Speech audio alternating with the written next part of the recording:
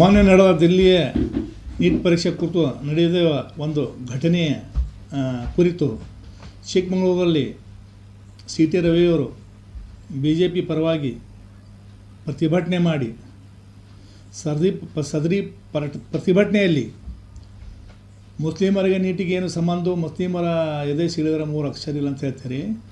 ಆದರೆ C T ರವಿಯವರು ನಿಮ್ಮ ಎದೆ ಸಿಡಿದರೆ 1 ಅಕ್ಷರ ಇಲ್ಲ. ಯಾಕಂತಂದ್ರೆ ನಿಮಗೆ ಸರಿಯಾಗಿ ಇಂಗ್ಲೀಷ್ ಮಾತನಾಡಲು ಬರೋದಿಲ್ಲ, ಸರಿಯಾಗಿ ಕನ್ನಡ ಮಾತನಾಡಲು ಬರೋದಿಲ್ಲ, ಮತ್ತು ನಿಮಗೆ ಒಂದು ಶಾಸಕರಾಗಿ ಆಯ್ಕೆ ಆಗುವುದು ಯೋಗ್ಯತೆ ಇಲ್ಲ. ಕಾರಣ BJP ಅವರು ನಿಮಗೆ MLC ಮಾಡಿಟ್ಟಿದ್ದಾರೆ. ಯಾಕಂದರೆ ಈ ಹಿಂದೆ 4 ಸಲ ತಾವು ಶಾಸಕರಾಗಿದ್ದು.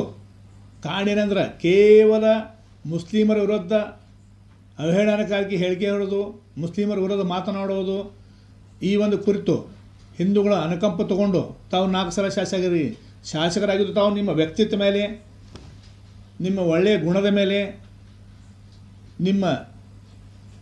ನಿಮ್ಮ ಕೆಲಸದ ಮೇಲೆ ತಾವು ಶಾಸಕರಾಗಿಲ್ಲ. ತಾವು ಶಾಸಕರಾಗಿದ್ದು ಕೇವಲ ಮುಸ್ಲಿಮರಿಗೆ ಅವಹೇಳನಕಾರಿ ಹೇಳುವುದು, ಮುಸ್ಲಿಮರಿಗೆ ಬೈಯುವುದು, ಮುಸ್ಲಿಮರ ವಿರುದ್ಧ ಮಾತನಾಡೋದು, ಈ ಒಂದು ಕಾರಣಕ್ಕೆ ಶಾಸಕರಾಗಿರಿ.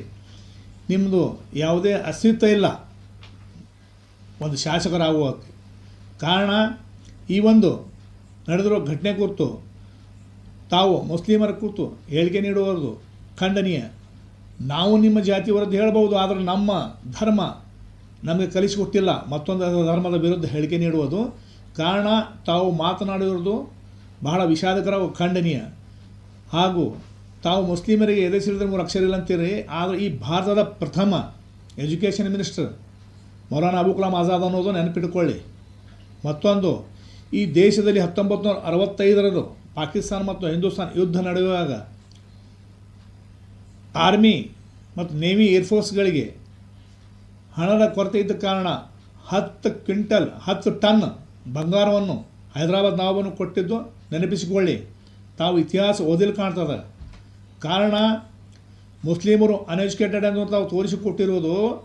ಭಾರತ ದೇಶದಲ್ಲಿ ಮುನ್ಸಿಫ್ದಾರಿ, ತಹಶೀಲ್ದಾರ್, ಅಸಿಸ್ಟೆಂಟ್ ಕಮಿಷನರ್, ಮುನ್ಸಿಪಾಲ್ಟಿ, ಗ್ರಾಮ ಪಂಚಾಯತ್ ಮತ್ತು ಅದಾಲತ್, ಈ ಎಲ್ಲ ಮತ್ತು ಕರ ಪದ್ಧತಿ, ಇನ್ಕಮ್ ಟ್ಯಾಕ್ಸ್, ಇವೆಲ್ಲಗಳನ್ನು ಮುಸ್ಲಿಮ ಮಹಾರಾಜರ ಕಾಲದಲ್ಲಿ ಈ ಒಂದು ವ್ಯವಸ್ಥೆಯನ್ನು ಮಾಡಿ ಹೋಗಿದ್ದು.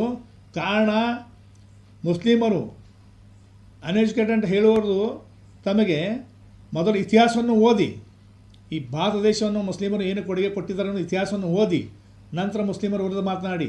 ಯಾಕಂತಂದರೆ ಮುಸ್ಲಿಮರು ಈ ದೇಶದ ಸ್ವತಂತ್ರಕ್ಕಾಗಿ ದೆಹಲಿ ಗೇಟದ ಮೇಲೆ 60,595 ಮುಸ್ಲಿಮರ ಹೆಸರಿದೆ. 90,535 ಹುತಾತ್ಮರಲ್ಲಿ 60,535 ಮುಸ್ಲಿಮರ ಹೆಸರುಗಳಿವೆ.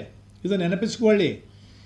ದೇಶಕ್ಕಾಗಿ ನಾವು ತಮ್ಮ ಪ್ರಾಣ ತ್ಯಾಗ ಬಲಿದಾನವನ್ನು ಮಾಡಿದ್ದೇವೆ. ಕಾರಣ ಈ ಒಂದು ನೀವು ಹೇಳಿಕೆ ನೀಡಿರೋದು ಖಂಡನೀಯ, ವಿಷಾದಕರ ಸಂಗತಿ. ಕಾರಣ ನೀವು ಬೇಷರತ್ತಾಗಿ ಕರ್ನಾಟಕದ ಮುಸ್ಲಿಮರನ್ನು ತಾವು ಹೇಳಿರೋ ಮಾತನ್ನು ಹಿಂದಕ್ಕೆ ಪಡೆದುಕೊಂಡು ಕ್ಷಮೆ ಯಾಚಿಸಬೇಕು. ಇಲ್ಲವಾದಲ್ಲಿ ರಾಜ್ಯಾದ್ಯಂತ ನಿಮ್ಮ ವಿರುದ್ಧ ಉಗ್ರ ಹೋರಾಟ ಮಾಡಲು ಹೋಗೋದೊಂದು ಈ ಮಾಧ್ಯಮ ಮುಖಾಂತರ ಎಚ್ಚರಿಸುತ್ತಿದ್ದೇನೆ. ಕಾರಣ ಇದೇ ಥರ ಈ ಬಾಗಲಕೋಟೆಯಲ್ಲಿಯೂ ಸಹ ಮಾಜಿ ಶಾಸಕರು ಪದೇ ಮಸೂತಿಯ ವಿರುದ್ಧ ಹೇಳಿಕೆ ನೀಡುತ್ತಾರೆ.